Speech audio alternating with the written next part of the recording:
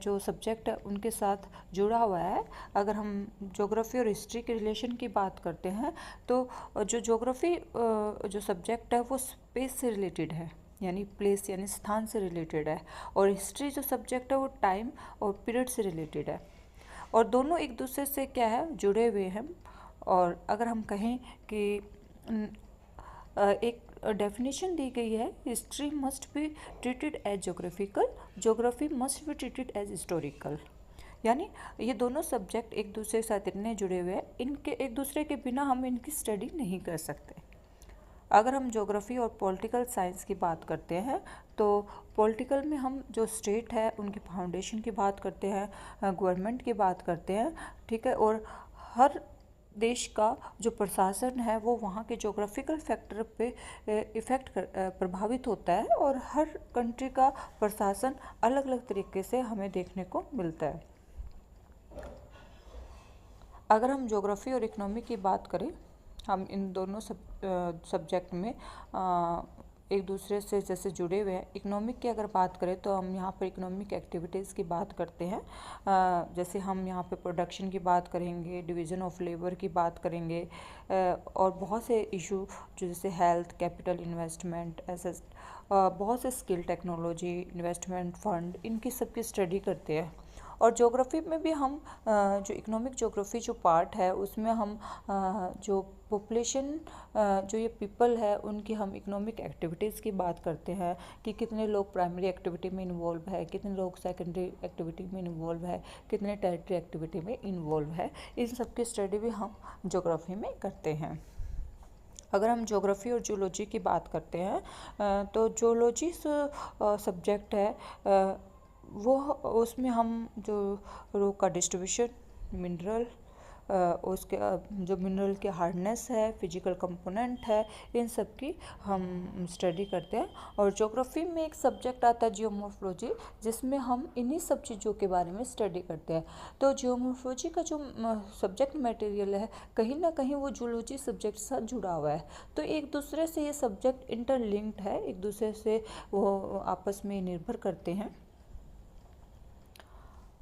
और अगर हम ज्योग्राफी और फिजिक्स की बात करते हैं तो कहीं ना कहीं हम ज्योग्राफी में फ़िज़िक्स यूज़ करते हैं। जैसे हम मेट्रोलॉजिकल डिपार्टमेंट में अगर हम बात करें तो बहुत से कुछ मेथड है जिसमें हम फ़िज़िक्स की बात करते हैं। ओशनोग्राफी में हम फ़िज़िक्स की बात करते हैं, हाइड्रोस्फीयर में हम फ़िज़िक्स की बात करते हैं। तो ज्योग्राफी कहीं ना कहीं फ़िज़िक्स सब्जेक्ट की कहीं ना कहीं हेल्प लेता है। उसके जैसे ज्योग्राफी में बहुत से ऐसे फिनोमेना है जिनको समझने के लिए हमें फ़िज़िक्स के जो लॉ है या फ़िज़िक्स के जो फ्रेमवर्क है उनकी हमें ज़रूरत पड़ती है।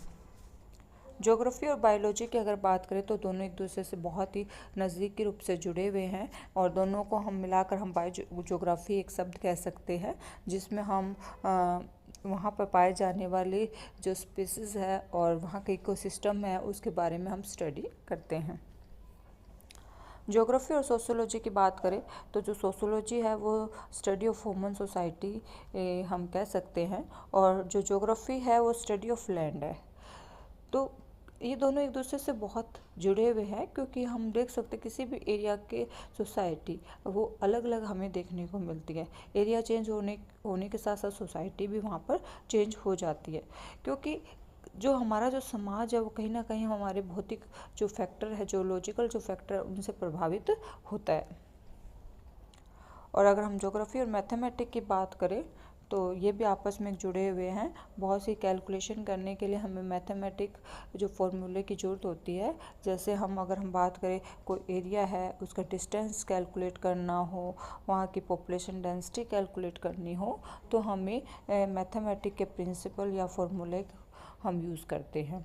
अगर हमें सर्वे करना है, ज्योग्राफी में मैप बनाना है, उसमें भी हम मैथमेटिक प्रिंसिपल को हम शामिल करते हैं।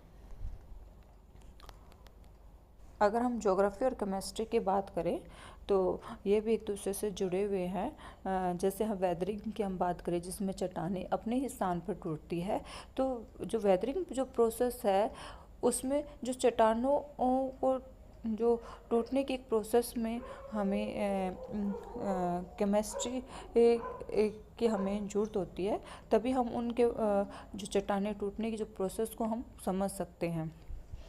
तो ये तभी हो सकता है जब हमें केमिस्ट्री की नॉलेज हो, क्योंकि जैसे अगर किसी चट्टान में नमक यानी साल्ट की मात्रा ज़्यादा है तो वो पानी के साथ घुलकर चट्टान को तोड़ देती है। अगर किसी चट्टान में आयरन जो मिनरल है वो बहुत ज़्यादा है तो ऑक्सीडेशन से भी वो चट्टानें धीरे धीरे टूटने लग जाती है। ये सारी एक केमिकल प्रोसेस है जिसके थ्रू क्या चट्टानें टूट रही है। तो इनके बारे में अगर हमें उस प्रोसेस को समझना है तो हमें केमिस्ट्री जो सब्जेक्ट है उसकी हमें नॉलेज, जो बेसिक नॉलेज है वो हमें आनी चाहिए। अगर हमें किसी भी एरिया के जैसे पोल्यूशन, एयर पोल्यूशन है, वाटर पोल्यूशन है, अगर हमें उसकी नॉलेज हमें लेनी है तो हमें बेसिक जो केमिकल रिएक्शन है उन्हें हमें पता होना चाहिए। तो ज्योग्राफी और केमिस्ट्री भी एक दूसरे से इंटर